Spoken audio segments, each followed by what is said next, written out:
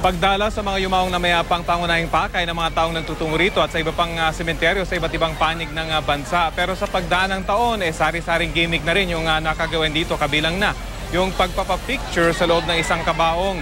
Gimmick ito ng isang funeral parlor at taon-taon ay regular ng atraksyon para sa mga taong nagtutungo rito. Dahil uso nga naman yung katatakutan, naging lugar na rin ito para magkasubukan ng tapang, ika nga. Kaya ang ilang magkakaanak at magkakaibigan nagpipilitan kung sino yung kayang humiga sa nakatayong ataol at magpa-picture. Ang iba, feel na feel pa yung pakiramdam na makapasok sa isang kabaong at pumipikit pa. Ano bang pakiramdam pag nasa loob ng pakabaong? Wala naman, Malamig? Hindi. Wala. Wala ka naramdaman? Wala. Hindi ka natakot? Hindi naman. Kinakabahan. Baka sa susunod ako na